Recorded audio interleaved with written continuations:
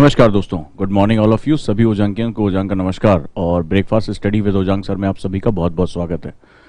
उम्मीद करता हूं कि आज आप सुबह से आप लोगों ने पढ़ाई की होगी या कुछ अच्छा काम किया होगा।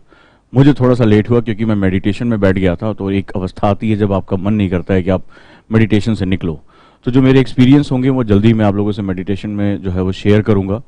और मैं चाहूँगा कि आप मेडिटेशन यानी ध्यान की अवस्था को वो आप अपने एक स्टूडेंट लाइफ में लेकर आएँ। कई बार क्या होता है कि जब मेडिटेशन आप करते हैं तो आपको बहुत सी आपकी समस्याओं का समाधान आपके खुद के अंदर छुपा होता है, वो आपको वहाँ मिल जाता है। तो मैं उम्मीद करूँगा कि जल्दी ही मैं मेडिटेशन की क्लासेस के साथ आपसे मैं जुड़ूंगा और वहाँ पर मैं आपसे मेडिटेशन की बेसिक विधियों के बारे में बात करूँगा जिस पर मैं इन दिनों काम कर रहा हूँ। आप लोगों को मैंने इससे पहले टाइम टेबल के बारे में बताया, रैदर दैन कि मैं धीरे धीरे जो है एडिटोरियल पर आऊं, मैं आपसे डिस्कशन करूं। उससे पहले मैं चाहूंगा कि मैं आपके उस फंडामेंटल पे काम करूं जो आपके लिए बहुत ही इंपॉर्टेंट है और बहुत ही अच्छे तरीके से ये कार्य करता है। तो अगर मैं न्यूज़पेपर के बारे में बात करता हूं, अब ये सारा खेल स्टैटो डायनेमिक है। कैसा है? स्टैटो डायनेमिक है, यानी आपको दोनों पक्षों को लेकर चलना पड़ेगा। इसीलिए मैं कहता हूं कि इसके लिए न्यूज़पेपर पढ़ना बहुत आवश्यक है। कितने लोगों ने न्यूज़पेपर पढ़ना शुरू कर दिया? सभी लोग मुझे बताएं कि कितने लोग अपनी जो है डेली क्लासेस में न्यूज़पेपर को पढ़ रहे हैं। अगर आप ये आदत नहीं डाल रहे हो, मैं इसको क्या कह रहा हूं? मैं इसको कह रहा हूं हैबिट। क्यों मैंने इसको जो है वो बोला कि आप इसकी जो है डेली आप इसकी मॉनिटरिंग करें, इसको मैंने हैबिट कहा है। हैबिट का मतलब होता है डेवलप अ सिस्टम। हैबिट किसे कहते हैं? Develop a system. मतलब तुम्हारे शरीर को, जैसे तुम्हारे शरीर में इस सिस्टम है, इतने टाइम आपको भूख लग जाती है, इतने टाइम आपको ब्रश होता है, इतने टाइम आपको नेचर कॉल आ जाती है। तो एक बॉडी में ऑटोमेटिक एक सिस्टम होता है। तो अगर आप जितनी चीजों को जो आपके लिए एसेंशियल है वो अगर ऑटोमेटिक सिस्टम में कन्वर्ट हो जाएंगी तो उतना ही आपके लिए बहुत आसान रहेगा और आप अपनी एनर्जी को जो है वो मस्त तरीके से इस्तेमाल कर पाओगे। सो हैबिट बनाना है। यहां पर आपको डेली जो है वो एक फिक्स टाइम पर ये काम करना है, बिना इस बात को सोचे कि उसके नोट्स बनाने हैं, मुझे इसका बेस पता है या नहीं पता है। आप अंदाजा लगा के देखिए, आप आईएएस की तैयारी कर आप बेस क्या जानना चाहते हैं। जो चाय की दुकान पर बैठा हुआ व्यक्ति है वो बेस क्या है, जब आप उसको धीरे धीरे पढ़ते हैं तो उसमें कई तथ्य आपको मिलते जाते हैं। हमें क्या होता है कि हमारे साथ इतने आडंबर, इतने ज्यादा जो है मिथ्याचार होता है, इतना ज्यादा हमारे ऊपर जो लोड कर दिया जाता है। अरे तुम आईएएस की तैयारी कर रहे हो, अलग तरीके से न्यूज़ पेपर आपको देखना है, अरे इसको तो बहुत अलग तरीके से जो इस पर नोट्स बनाने होते हैं, इस पर क्वेश्चन है।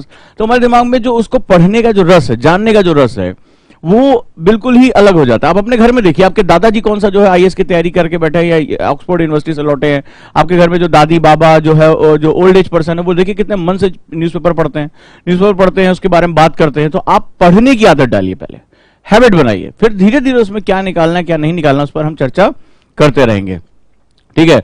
तो आप लोग डेली न्यूज़पेपर पढ़ेंगे अपने हिसाब से, चाहे आप हिंदी में पढ़ें चाहे इंग्लिश में पढ़ें।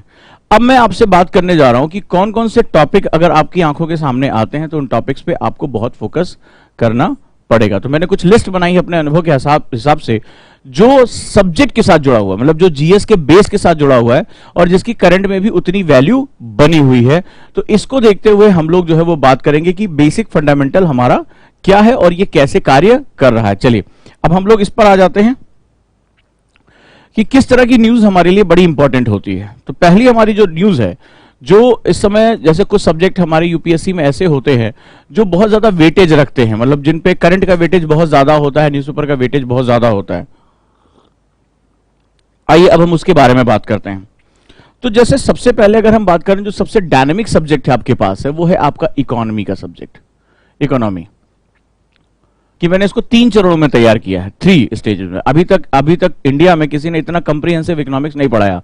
ज्यादातर 1 या 2 स्टेज में इकोनॉमिक्स पढ़ाई जाती है और बच्चों को डायरेक्टली उसमें जो है इन्फ्लुएंस कर दिया जाता है कि आप आइए। और स्टूडेंट जिसका इकोनॉमिक बैकग्राउंड नहीं होता उसको डिमांड, सप्लाई, कर्व, ये सब दिमाग घुमा के रख देता है। तो इकोनॉमिक्स की जो नीड है उसको मैंने 3 हिस्सों में तैयार किया, जिसको एक क्रूड इकोनॉमिक्स यानी कि विशुद्ध अर्थशास्त्र, दूसरा वेलफेयर इकोनॉमिक्स और तीसरा जहां पर क्वेश्चन आंसर के माध्यम से मैं मेंस के जो इकोनॉमिक्स को यानी अप्लाइड इकोनॉमिक्स के साथ में जाऊंगा। तो 3 चरणों में मैंने इकोनॉमिक्स को तोड़ा और ये अभी तक का सबसे कंप्रीहेंसिव कोर्स होगा। सिर्फ इकोनॉमिक नहीं, सोसाइटी की बहुत सी प्रॉब्लम, पॉलिटिक्स की बहुत सी प्रॉब्लम, ये सारा उसमें जो है आपका जो है वो सॉल्व होगा। अब हम बात करते हैं इकोनॉमिक्स सबसे डायनेमिक है क्योंकि इसकी प्रकृति बदलती रहती है। आप देखिए कोविड-19 से पहले क्या बातें थी और कोविड-19 के बाद जो है जो चल रहा है ये इशू, उसमें इकोनॉमिक्स में पूरा जमीन आसमान का अंतर आ गया है। तो बहुत तेजी से बदलने वाला जो है सेगमेंट होता है। आइए बात करते हैं। तो इसमें सबसे पहले हमें क्या पढ़ना है? इसमें कुछ इश्यूज पढ़ने हैं। ठीक है, कौन कौन से इश्यूज आपको पढ़ने हैं? कल मैंने बताया था कि हमें इश्यूज पे ज्यादा फोकस करना पड़ता है, इवेंट्स पे नहीं। इवेंट्स का मतलब वो जीडीपी इतने % डाउन हो गई, तो ये क्या है, इवेंट्स हो गया। अब इस पर आजकल जो है मैं देख रहा हूं कि तमाम जो है एडिटोरियल आ रहा है, इस पर चर्चा हो रही है। मुद्दा कुछ और है, मुद्दा है कि हमें सतत विकास को कैसे बनाए रखना है। मुद्दा कोई गवर्नमेंट नहीं है, कांग्रेस गवर्नमेंट, मोदी गवर्नमेंट, ये मुद्दा नहीं है। मुद्दा है राष्ट्र के लोग, देश की जनता जो है उससे क्या, अगर जीडीपी कम होती है तो क्या प्रभाव होता है, जीडीपी ज्यादा होती है तो उसके क्या क्या सकारात्मक जो है प्रभाव हमें देखने को मिलते हैं। तो हमें केवल इनके विषय में जानकारी लेनी है। तो इशू कौन कौन से हमारे सामने है? पहला इशू रिलेटेड टू, पहला growth and development, growth and development यानी कि समृद्धि और विकास से संबंधित मुद्दा। इसमें चाहे वो जीडीपी की बात हो, उससे संबंधित, क्यों, आखिर आपका यह नहीं कि कितनी गिरी, क्यों गिरी, इसको उठाने के क्या क्या प्रयास होने चाहिए। दूसरा, आज आपको पता है कि सबसे ज्यादा बड़ा मुद्दा हमारा बैंकिंग सेक्टर है, बैंकिंग। फिर जब बैंकिंग की बात आएगी तो एनपीए का मुद्दा, बैंकों के बाद नॉन परफॉर्मिंग एसेट्स, जो गैर निष्पादित संपत्तियां हैं, जो बैंकों का पैसा डूब रहा है। और इसके साथ साथ बैंकिंग में एक जो सबसे बड़ा सेगमेंट है, आरबीआई किस तरह की पॉलिसी लेकर आ रहा है, आरबीआई क्या सोच रहा है। आरबीआई से संबंधित अगर कोई भी न्यूज आपके अखबार में आई हुई है, अभी जैसे आपने देखा कि बैंकिंग जो है वो विधेयक में संशोधन की बात चली है, तमाम तरह के जो है बैंकों के पूंजीकरण बढ़ाने की बात हुई है। तो अगर इससे संबंधित कोई खबर आती है तो आपको जो है वो उसको अपने पास रखना है, या जरूरी नहीं कि आप इसको नोट्स बनाएं, पढ़ें और उसको अगर अच्छी लग रही तो उसको कटिंग करके अपने फाइल में रख ले, कटिंग कर सकते हैं आप उसको, ताकि फर्दर जो है जब आप अपनी क्लास में जाएं तो उसको रेफरेंस के तौर पर इस्तेमाल करें। अगर आरबीआई से संबंधित कोई न्यूज आ रही है, आरबीआई कोई नई पॉलिसी लेकर आ रहा है, आरबीआई नाबार्ड को ज्यादा फंडिंग कर रहा है, आरबीआई जो है वो कुछ नए रेगुलेशंस लेकर आ रहा है, तो इन खबरों को आपको क्या करना है, पकड़ के रखना है। दूसरा जो इशू है वो और बहुत महत्वपूर्ण है। वो इशू क्या है? वो इशू है आपका जो लगातार इस समय बहुत चर्चा में है, पुअर्टी, गरीबी। आपने देखा कि कल भी जो है बात हुई कि अब जो है वो जो एससी एसटी के लोगों का रोजगार खत्म हुआ, सरकार उनको जो है आत्मसम्मान के साथ जो है वो आगे बढ़ने का मौका देना चाहती है। खैर, तो पुअर्टी हो गया। दूसरा इंक्लूजन, समावेशन, सबको जो है वो रोजगार मिल रहा है कि नहीं, सबको अवसर मिल रहे हैं कि नहीं मिल रहे हैं। इसके साथ साथ एम्प्लॉयमेंट, एम्प्लॉयमेंट, रोजगार। आजकल आपको पता होगा कि अखबार में लगातार जो है वो इस पर चर्चा चल रही है, रोजगार को लेकर, यानी कि गरीबी को लेकर, समावेशन को लेकर और रोजगार को लेकर। तथा एक और सेगमेंट है और वो है सस्टेनेबल डेवलपमेंट, सस्टेनेबल डेवलपमेंट का मुद्दा, यानी धारणीय विकास का मुद्दा। धारणीय विकास जिसमें पर्यावरण भी शामिल है, जिसमें जल संसाधन। अगर आज का पेपर आप लोग खोल के देखोगे तो आपने देखा कि कल वीडियो कॉन्फ्रेंसिंग हुई थी। अब जरा आप लोगों को मैं देखता हूं कि आप लोगों ने उसको पढ़ा या नहीं पढ़ा। तो उसमें जो है वो नीतीश कुमार का जो है बिहार के मुख्यमंत्री, उनका एक स्टेटमेंट आया, बड़ा ध्यान से आप लोग सुनना और इसको रिलेट करना। उन्होंने कहा कि 24 घंटे नल का पानी देना जो है पर्यावरण के लिहाज से गलत है। उन्होंने कहा कि इस बात पे मेरी आलोचना हो सकती है और होती भी है। कई बार हम बहुत हाइपोथेटिकल पॉलिटिक्स करते हैं, जो है वो पराकल्पनीय पॉलिटिक्स की बात करते हैं। लेकिन सवाल है कि अगर आप 24 घंटे दोगे तो कितना पानी बर्बाद होता है। कितने ऐसे लोग हैं देश में जो पानी की मांग तो करते हैं, पानी को पाना अपना जो है हक समझते हैं, लेकिन पानी को बचाना अपना कर्तव्य नहीं समझते हैं। बहुत महत्वपूर्ण बात है। वाटर को सेव करने की ड्यूटी किसकी, सरकार की है या जनता की है? तो जनता अपने कर्तव्य को, पानी की मांग करी लेकिन अपने कर्तव्य को नहीं करी है।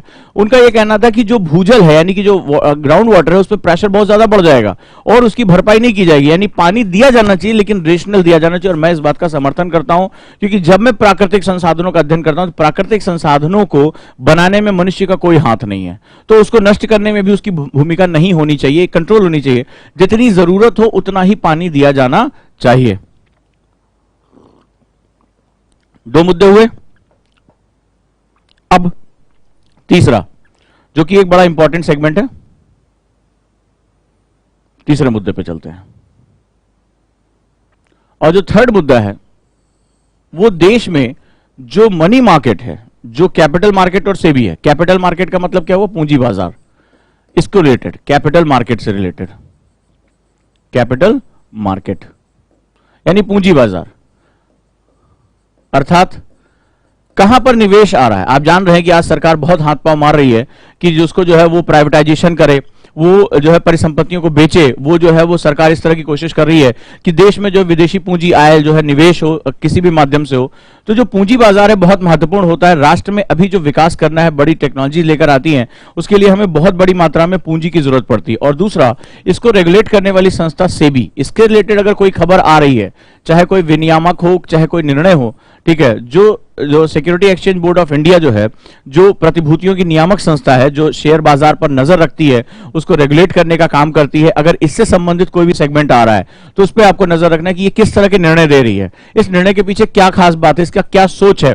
कई बार आप सोचते हैं भाई शेयर मार्केट से हमें क्या लेना देना, ठीक है, शेयर मार्केट से आपको लेना देना नहीं है कि फलाना रिलायंस के शेयर कितने चढ़े कितने घटे, लेकिन आपको उस संस्था के बारे में बात करनी है जो संस्था, याद रखिएगा, जो संस्था नियामक करने का काम करी, मतलब इसके जो निर्णय होंगे, इसके जो डिसीजंस होंगे, वो हमारे शेयर मार्केट को बहुत ज्यादा प्रभावित करते हैं, वो इसको जो है बहुत ज्यादा रेगुलेट करने का काम करता है। इसलिए इस संस्था पर आपको बहुत ध्यान देने की आवश्यकता है। कई बार डायरेक्टली यहां से क्वेश्चन एग्जाम में देखने को मिला है।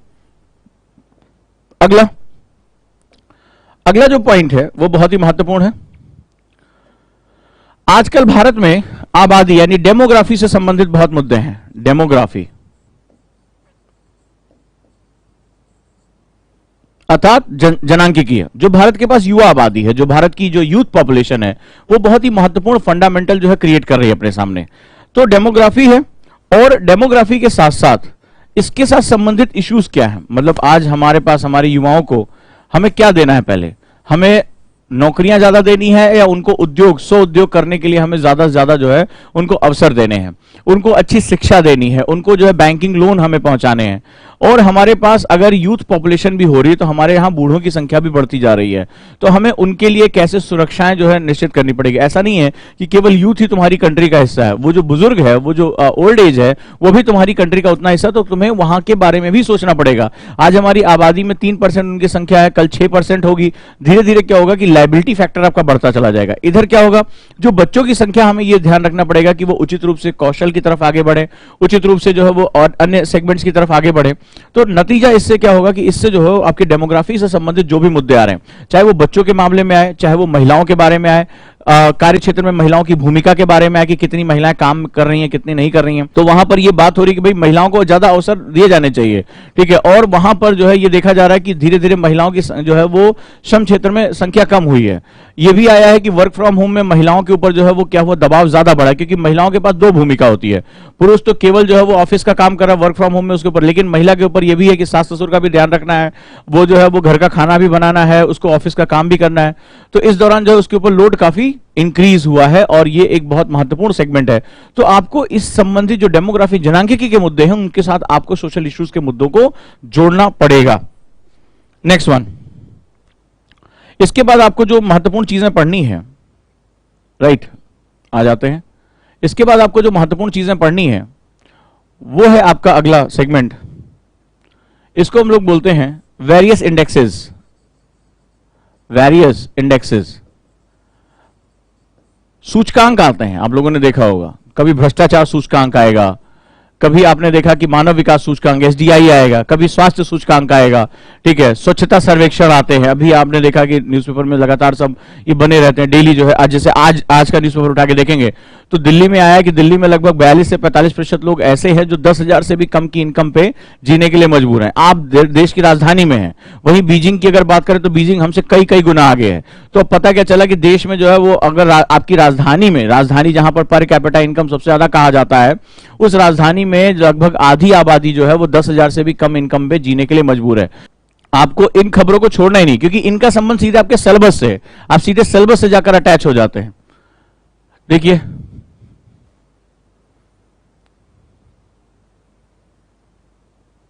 कई लोगों ने कहा हाँ मैंने पढ़ा, कई लोगों ने कहा ठीक है। फ्रंट पेज पे सबसे नीचे ही दिया हुआ है, दैनिक जागरण में, और भी तमाम जगह दिया होगा, इंटरनेट पे आप पा सकते हैं। तो अब क्या होगा, ये सूचकांक आपके लिए बहुत महत्वपूर्ण। ये क्या बताता है, ये बताता है कि आपकी राजधानी में भी पर कैपिटा इनकम जो ओवरऑल है वो बहुत ज्यादा है, लेकिन जो असमानता वो भी बहुत ज्यादा है। इसका मतलब है आय का वितरण अच्छा नहीं हो पा रहा है। इसमें कुछ लोग जो है, जो लोग 10,000 से कम की जिंदगी में जिएंगे, उनकी स्थिति देखिए कितनी दयनीय होगी। इसका मतलब है जब आपकी राजधानी अगर ऐसा कर रही है, राजधानी में यह स्थिति है, तो आप दूर दराज के इलाकों के बारे में कल्पना करके देख सकते हैं, आप उसमें एक इमेजिनेशन कर सकते हैं कि हालात कितने बुरे होंगे। ठीक है, ये हमारी जो है वो वास्तविक स्थिति के बारे में बता रहा है। सो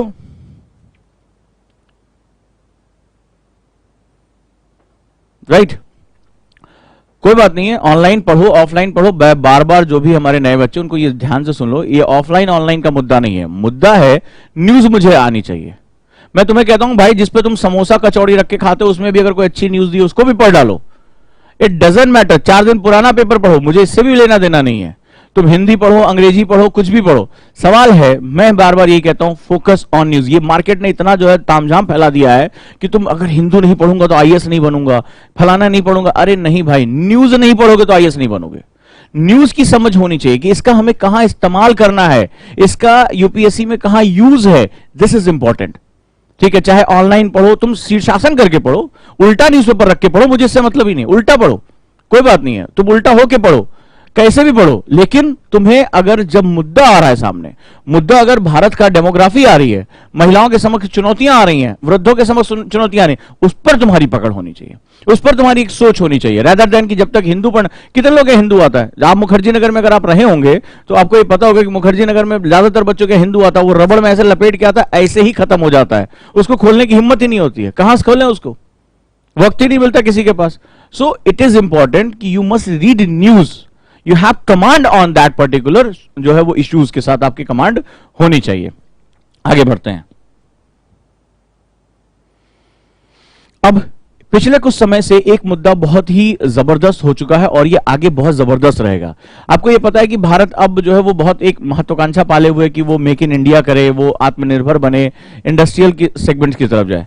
लेकिन इन सब चीजों को गवर्न कैसे, ये हमने कह तो दिया कि भारत जो है विनिर्माण खुद करेगा, भारत जो है वो आत्मनिर्भर बनेगा, बट जब तक गवर्नमेंट की पॉलिसी, चाहे वो उसकी पॉलिसी रेगुलेशंस हो या पॉलिसी सपोर्ट हो, दो तरह की चीज होती है कि मैंने कहा कि भाई मैं जो है वो अब एमएसएमईज के लिए ये करूंगा, मैं जो है लघु उद्योग को ये दूंगा, लेकिन आपने कह दिया और पीछे से उसका सपोर्ट सिस्टम नहीं आ रहा है, ना फाइनेंस आ रहा है, ना लोग उसकी मदद कर रहे हैं, अधिकारी उस काम को रोके पड़े हैं, बैंक लोन नहीं दे रहे, तो फिर वो तो फिर आप सिर्फ एक योजना बना के रह जाओगे। तो इसमें दो बहुत महत्वपूर्ण चीज होती हैं, वो होता है, अगला हमें देखना है इंडस्ट्री यानी उद्योग, इंडस्ट्री एंड सर्विस सेक्टर, नौकरियां जा रही हैं यहां से, सर्विसेज, सर्विस सेक्टर, ठीक है, सर्विस सेक्टर, इसमें क्या पॉलिसी बन रही है, सरकार क्या नई बातें कर रही है, आपको बड़ी बारीकी से इसको, इस समय तो ये बहुत इंपॉर्टेंट है, लगातार कुछ ना कुछ नया आ रहा है जिसके साथ आप जो है वो जुड़े रहेंगे। अब आपको इन पर बहुत फोकस करना है, आपको जैसे ही आपको ये मिले, ये लिस्ट आप बनाएंगे, इसको जहां पर भी आप पढ़ते हैं वहां चिपका देंगे, ठीक है, ताकि तुरंत याद नहीं रहेगा। तो आप इनकी एक चेकलिस्ट बनाएंगे, मैं पूरी चेकलिस्ट आपको दूंगा, और जैसे ही आपका जैसे वो जहां पर भी 1 या 2 कॉपी उसकी फोटो कॉपी भी करा के रख लो, तो जैसे कभी खराब हो तो दूसरा लगा दो, या जहां पे आप पढ़ते हो उन 2 एक जगहों पे चिपका दो। इससे क्या होगा, शुरुआती दौर में जब आप ये लिस्ट देखोगे, अच्छा क्या मुझे न्यूज़पेपर मिला, तो न्यूज़पेपर जैसे ही आते एक पेन रखो, तो देखो कि इस संबंधित कोई मेरे पास जो है खबर आई है कि नहीं आई है, सबसे पहले आप उनको टिक मार दो, तो इससे आपको पता चल जाएगा कि मुझे न्यूज़पेपर में यही चीजें ही पढ़नी है। जैसे आज की देखो, तो आज जो हिंदी का एडिटोरियल है उसमें बहुत से फालतू एडिटोरियल दिए हुए हैं, उसको कोई लेना देना नहीं है। अब आपका सारा का सारा एडिटोरियल, लोग कहते हैं ना एडिटोरियल पढ़ना बहुत जरूरी होता है, मुझे आज कोई एडिटोरियल दिखा ही नहीं जिसके बारे में मैं व्याख्या कर सकूं आपसे, वो सब जनरल व्यू में बात हो रही है, कुछ पॉलिटिकल सेगमेंट्स के बारे में बात हो रही है, दूसरी विपक्षी पार्टियों के बारे में बात हो रही है, लेकिन आपके सिलेबस पे जो कमांड है वो आपका नहीं हो पा रहा है। तो आपको अपने सिलेबस के अकॉर्डिंग जो है वो पढ़ना है, ना कि जो है ये किसी ने आप लोगों को बुझाता, लोग सर एडिटोरियल पढ़ना चाहिए, अब आज एडिटोरियल मेरे किसी काम का नहीं, मैं क्या करूंगा पढ़ के, ठीक है। तो आप जो है वो आपको ये पता होना चाहिए मुझे किन न्यूज पर अपना फोकस करना है, मेरा एडिटोरियल भी मेरे क्या मेरी इस लिस्ट में कहीं मैच कर रहा है या नहीं कर रहा है। आगे देखते हैं, नेक्स्ट वन। इसके बाद आज की डेट में जो हमारा सबसे फॉरेन ट्रेड, विदेश व्यापार, फॉरेन ट्रेड,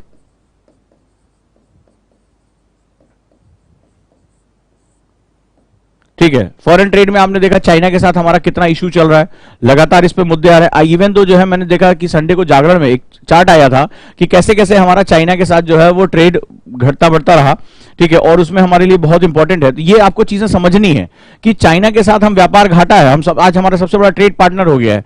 तो इसी तरह जो है फॉरेन ट्रेड हम किन किन कंट्रीज के साथ कर रहे हैं, विदेश व्यापार हमारा किन किन देशों के साथ है, साथ ही साथ जो फॉरेन कैपिटल है, जो फॉरेन कैपिटल आ रहा है वो किस रूप में आ रहा है, ठीक है, क्या चीज मांग रहे हैं। जैसे अभी आपने देखा कि रिलायंस में जो है वो फेसबुक ने अपना शेयर खरीदा, तमाम जो है वो जो रिलायंस है उसी पैसे का इस्तेमाल करके भारत की अन्य कंपनियां खरीद रही है।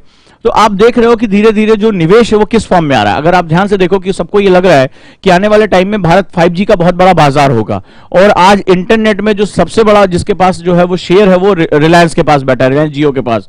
तो अब जो बड़ी बड़ी कंपनियां हैं, नोटिस करके देखना कि वो रिलायंस में पैसा लगा रही हैं। सोर्सेज ऑफ इनकम है, रिफाइनरी से पैसा आ रहा है, फलानी जगह से पैसा आ रहा है, कपड़े से पैसा आ रहा है। तो ये जो है वो क्या होगा, ये यहां पर इसको सस्टेन करा सकता है, लंबे समय तक 5G टेक्नोलॉजी को स्टैब्लिश कर सकता है। इसीलिए, और 5G टेक्नोलॉजी क्या करेगी, रेवेन्यू देगी। बाकी सारे प्लेयर्स इंडिया से खत्म हो चुके हैं, इंटरनेट में केवल 2-3 कंपनियां ही बची हैं। तो ये क्या हो रहा है कि अब विदेशी कंपनियां जो है वो भारत में जो है इसके माध्यम से पैसा लगा रही हैं।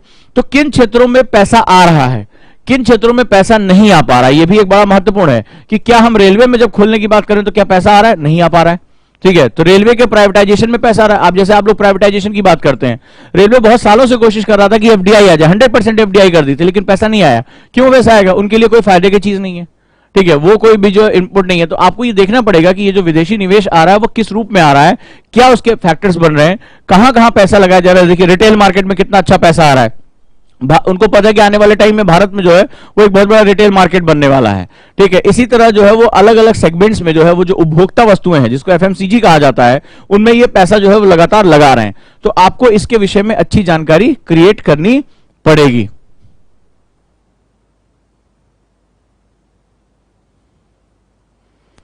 ठीक है, नेक्स्ट वन, एक और मुद्दा लगातार हमारे सामने बना रहता है,